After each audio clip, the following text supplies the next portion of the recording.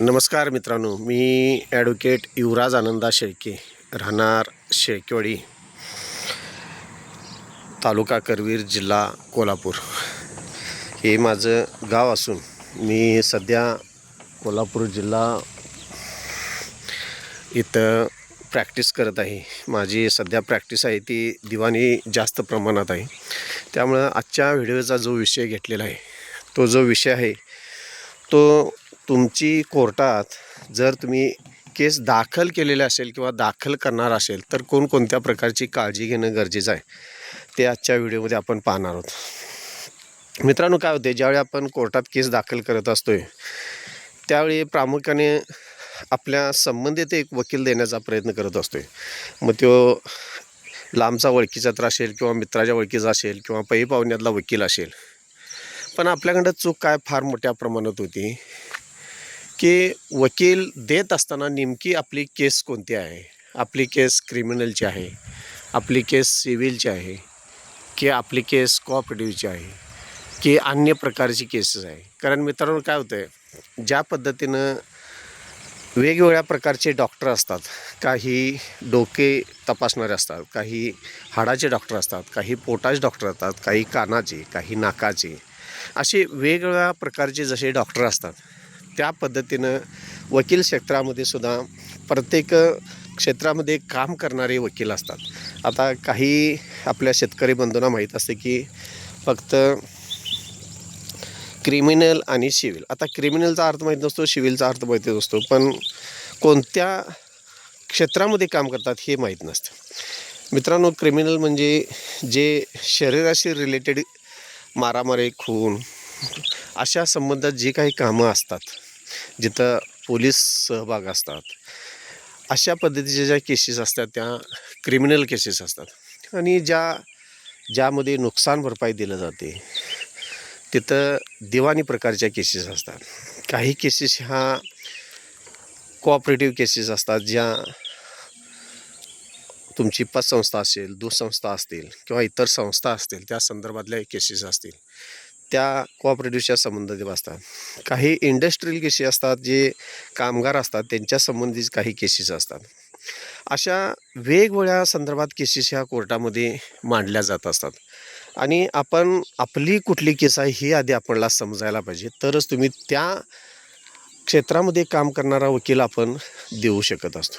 आता मित्रांनो, विषय असा असतो की कोणत्या क्षेत्रामध्ये वकील द्यायचा आणि आपलं जे काम आहे ते कोणतं काम आहे हे समजणं फार गरजेचं आहे. काय होतं मित्रांनो, आपण केस असते आपली दिवाणी स्वरूपाची, आणि आपण जर क्रिमिनलचा वकील दिला तर आपलं नुकसान फार होण्याची शक्यता असते. त्यामुळं प्रामुख्याने आपण आपलं केस कोणती आहे हे आधी समजून घेणं गरजेचं आहे. आणि त्यानंतर कुणाकडे केस द्यायची हे आपण ठरवणं गरजेचं आहे. प्रामापेक्षा म्हणजे सुरुवातीलाच आपण कोणत्या प्रकारचं काम आपलं हे समजणं गरजेचं आहे. तुमचं जर आता शेतीच्या संदर्भात जर तुमचं काम असेल आणि तुम्ही क्रिमिनलचा वकील दिला असेल तर थोडंसं क्रिमिनलच्या वकिलांचं नॉलेज त्यामध्ये कमी पडणार. तुमच्या केसला फार वेळ जाण्याची शक्यतासुद्धा होऊ शकते. किंवा तुमचं क्रिमिनलचं काम असेल आणि तुम्ही सिव्हिलचा वकील दिला असेल तरीसुद्धा वेळ जाण्याची शक्यता कमी असते. किंवा काही वकील क्रिमिनलची कामं घेत असतात, दुसरा सिव्हिलचा वकील त्यामध्ये जोडून देत असतात. मग अशा पद्धतीनं सुद्धा कामामध्ये वेळ होण्याची शक्यता जास्त होत असते. तर मित्रांनो, आपली केस कोणती आहे, आपल्याला नेमका न्याय कशा संदर्भात पाहिजे हे आपल्याला आधी सुरुवातीला माहिती पाहिजे, आणि त्या पद्धतीनं आपण वकील देण्याचा प्रयत्न केला पाहिजे. तरच आपल्याला चांगल्या पद्धतीनं केसेसमध्ये काय चालले काय नाही चालले हे समजून येणार आहे.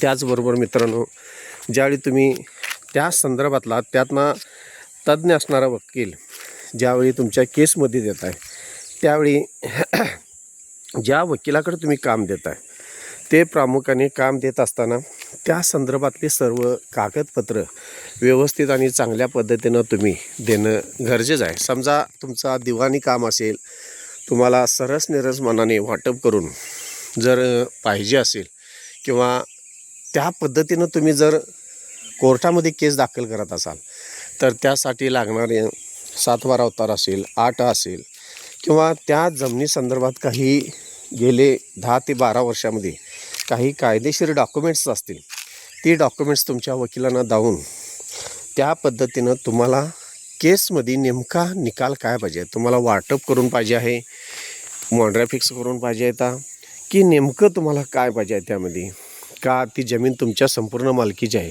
ही संपूर्ण माहिती तुम्ही तुमच्या वकिलांना देणं फार गरजेचं आहे.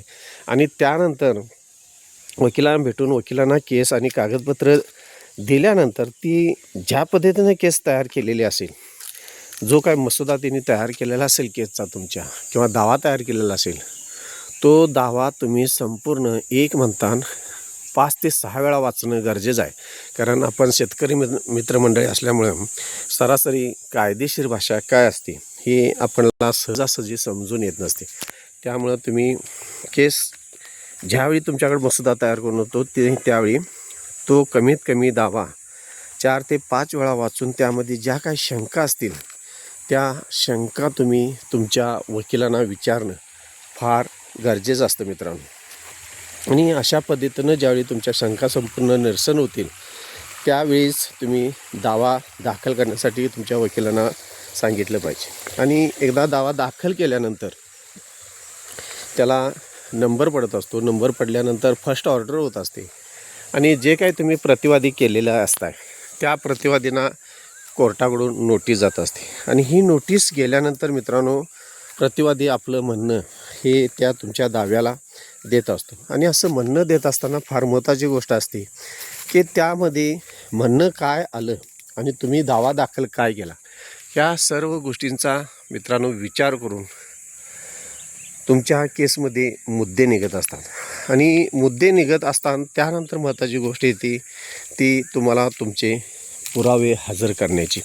सुरुवातीला आपण दावा दाखल करत असताना काही कागदपत्र हजर केलेले असतात आणि त्यानंतर आपली वेळ येते ती आपले जे काय उर्वरित जे काय डॉक्युमेंट्स असतील ते मेहरबान कोर्टाकडे हजर किंवा पुरावे हजर करण्याची वेळ येत असते. आणि अशावेळी जास्तीत जास्त तुम्ही तुमच्याकडे असणारे पुरावे हे हजर करणं गरजेचं आहे. असे पुरावे हजर करत असताना महत्त्वाची गोष्ट म्हणजे सुरुवातीला तुमचं अफिडेविट हजर करा. आणि त्यानंतर महत्त्वाची गोष्ट आहे म्हणजे त्याच्याशी रिलेटेड जी काही डॉक्युमेंट्स असतील, मग ते 1949 पासून पुढील जी काही डॉक्युमेंट्स असतील ती कोर्टामध्ये तुम्ही पुरावा म्हणून हजर करणं फार गरजेचं आहे.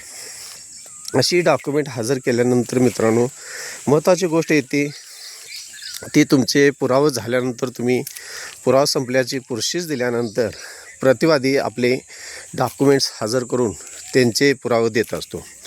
आता ज्यावेळी तुम्ही पुरावे देत असताय त्यावेळी तुमच्या वकिलाशी चर्चा करून कोणकोणते जादा पुरावे द्यावे लागतील हे आधी तुम्ही काढून ठेवणं गरजेचं आहे. कारण जास्तीत जास्त तुम्ही तुमची कागदपत्र मेहरबान कोर्टाकडे हजर करून जास्तीत जास्त लवकरात लवकर कसा न्याय मिळेल ह्याच्याकडे तुम्ही लक्ष देणं गरजेचं आहे. एखादा डॉक्युमेंट हजर करत असताना तो सर्टिफाईड पाहिजे. म्हणजेच कोणत्याही कार्यालयातून 7/12 काढत असताना आत्ता सध्या ऑनलाईन आपल्याला 7/12 मिळत असतात, त्याच्यावर डिजिटल सही असते, ते कोर्टामध्ये चालतात. किंवा कोणत्याही कार्यालयातून तुम्ही सरकारी कार्यालयातून एखादा कागद काढत असताना त्याच्यावर त्या कार्यालयाची अधिकृत सही पाहिजे, शिक्का पाहिजे, तरच तो तुम्ही कायदेशीर प्रूफ म्हणून ओरिजिनल डॉक्युमेंट्स म्हणून कोर्टाकडं हजर करू शकता. आणि अशा पद्धतीनं हजर केलेले हे डॉक्युमेंट्स हे कायदेशीर ग्राह्य मानले जात असतात. आणि अशा पद्धतीनं जास्तीत जास्त आपण लवकरात लवकर न्याय मिळण्यासाठी योग्य ते कागदपत्र जर वेळेवर हजर केली आणि प्रत्येक तारखेला जर आपण कोर्टामध्ये हजर राहिलो तरच आपणला मेहरबान कोर्टामध्ये कोणकोणत्या स्टेजेस चालू आहेत हे आपल्याला समजेल. अन्यथा प्रत्येक तारखेला हजर राहावं असं काय नाही. ते सुद्धा ज्यावेळी तुमचे वकील साहेब तुम्हाला सांगतात त्यावेळी तुम्ही मेहरबान कोर्टामध्ये हजर राहणं गरजेचं असतं. कारण हे